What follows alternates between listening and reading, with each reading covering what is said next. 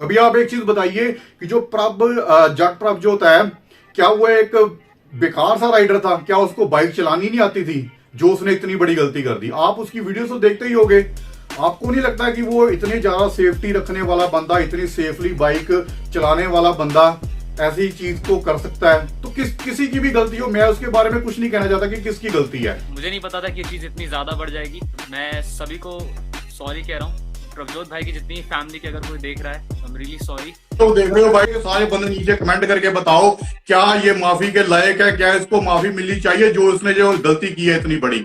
तो आज की ये वीडियो बहुत ज्यादा इंपॉर्टेंट होने वाली है जट प्रभजोत भाई के केस से रिलेटेड, क्योंकि आज की इस वीडियो में मैं बात करने वाला हूं नेपाल के लॉ के बारे में, कानून के बारे में। जब नेपाल में एक्सीडेंट हो जाता है फिर उसके बाद क्या प्रोसीजर होता है। और बहुत सारे लोगों के मुझे ये क्वेश्चंस भी आ रहे थे मेरे इंस्टाग्राम पे, बहुत सारे लोग भी मुझे ये पूछ रहे हैं कि सर अभी इस केस के ऊपर अभी क्या आगे होने वाला है, जट प्रभजोत भाई कब इंडिया आएंगे या उनको लाने का कैसा प्रोसीजर है, क्या जट प्रभजोत भाई को जेल हो सकती है, क्या जट प्रभजोत भाई को सजा होगी, फाइन होगा। तो बहुत सारे क्वेश्चंस हैं। तो आज की इस वीडियो में मैं सारे क्वेश्चंस का रिप्लाई करूंगा और मैं कोशिश करूंगा कि ये वीडियो जट प्रभजोत भाई की जो फैमिली है उन तक भी ये पहुंचे। तो आप भी कोशिश करें ये वीडियो उन तक पहुंचाने की। मे भी आज की इस वीडियो में कुछ मैं ऐसी इंपॉर्टेंट बातें करूंगा जो शायद उनकी फैमिली के लिए भी बहुत ज्यादा हेल्पफुल हो, क्योंकि मैं तो अभी इंडिया में हूं और उनके कुछ परिवार वाले बंदे जो उनके ब्रदर हैं वो उनके पास हैं। तो बहुत सारी चीजें होती हैं जो ऑन टाइम करनी बहुत जरूरी है। तो मैं उम्मीद करूंगा कि मेरी ये वीडियो उन तक पहुंच जाए। और एक और चीज मैं कहना चाहता हूं कि बहुत सारे लोग मुझे ये भी मैसेज कर रहे हैं कि सर आप भी नेपाल जाइए। तो जितने लोग देख रहे हो मुझे प्लीज एक बार नीचे कमेंट करके सारे अपनी राय दे दीजिए।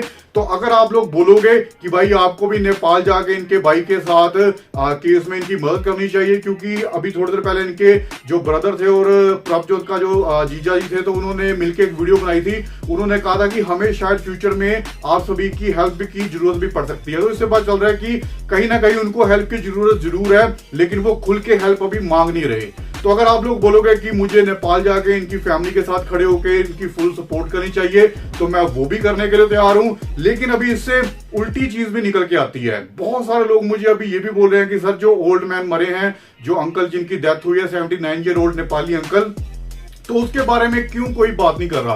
तो भाई मैंने अपनी पिछली वीडियो में बात उनके बारे में जरूर की थी और मैंने उनको श्रद्धांजलि भी दी थी। मैंने कहा था जो हुआ है वो बहुत बुरा हुआ है और सच में वो बहुत बुरा हुआ है और मुझे भी बहुत दुख है उस चीज के लिए।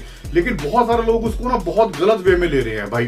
तो अभी मैं आपको एक ना क्लियर बात बताता हूँ। अभी देखो, जो अंकल थे उनकी तो देखो डेथ हो चुकी हुई है, अभी उसमें हम कुछ नहीं कर सकते। ना उनको वापस लाया जा सकता है, ना हॉस्पिटल में कुछ भी उनका इलाज करके उनको दोबारा, मैं कहता हूं कि मुझे वो शब्द भी बोलने नहीं चाहिए कि अब हम उस केस में कुछ नहीं कर सकते।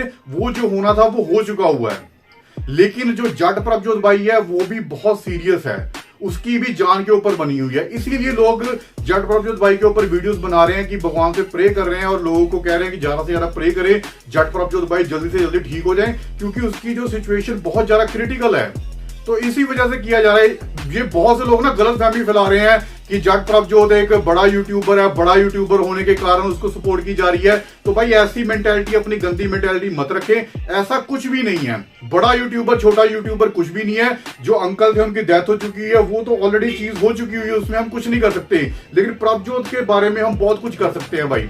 अभी उसकी आगे पूरी लाइफ पड़ी हुई है, उसको जेल होती है, बहुत कुछ होता है। तो मैं ये नहीं कहता कि उसको उसकी जो उसने जो किया है उसकी सजा ना मिले। सजा देना ना मेरा काम है ना आप लोगों का काम है, ये कानून का काम है। नेपाल की गवर्नमेंट जो जब वहां पे जब ये केस चलेगा, जो वो लोग करेंगे वो हम सभी को एक्सेप्ट करना पड़ेगा। तो ये सजा मिलनी ना मिलनी, यूट्यूबर है ये है उसके बारे में बात नहीं की, तो कोई भी मेरा भाई प्लीज ऐसी घटिया हरकतें ना करे भाई। बहुत दुख होता है कि जब हम लोगों की ऐसे कमेंट्स वगैरह पढ़ते हैं या मैसेजेस आते हैं तो बहुत दुख होता है। तो एक बार फिर से सारे के बंदे कमेंट, जितने भी बंदे देख रहे हैं ना, कमेंट जरूर करना कि क्या मुझे नेपाल जाना चाहिए या नहीं जाना चाहिए। तो अगर आप बोलोगे तो मैंने आपकी बात को कभी भी नहीं टाला। आपने बोला था वो टकला जो प्रभजोत भाई को गाली दे रहा था उससे माफी मंगवाओ, तो मैंने उससे माफी तक भी मंगवाई है।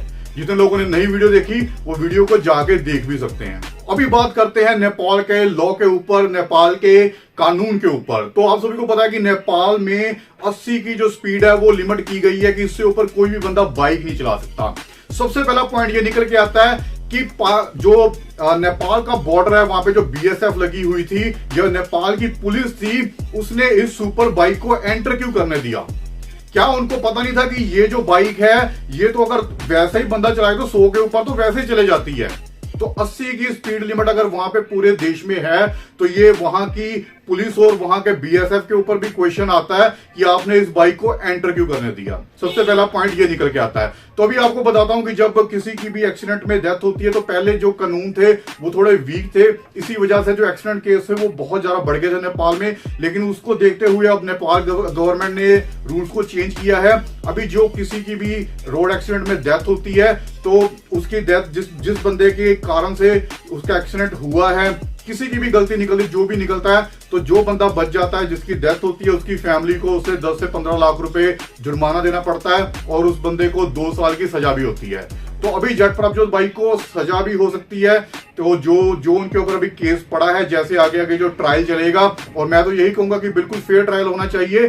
जिसकी भी गलती है वो सामने आनी चाहिए और उस हिसाब से सजा होनी चाहिए। अभी आप एक चीज बताइए कि जो जट प्रभजोत है, क्या वो एक बेकार सा राइडर था? क्या उसको बाइक चलानी नहीं आती थी जो उसने इतनी बड़ी गलती कर दी? आप उसकी वीडियो तो देखते ही होंगे। आपको नहीं लगता कि वो इतने ज्यादा सेफ्टी रखने वाला बंदा, इतनी सेफली बाइक चलाने वाला बंदा ऐसी चीज को कर सकता है? तो किसी की भी गलती हो, मैं उसके बारे में कुछ नहीं कहना चाहता कि किसकी गलती है।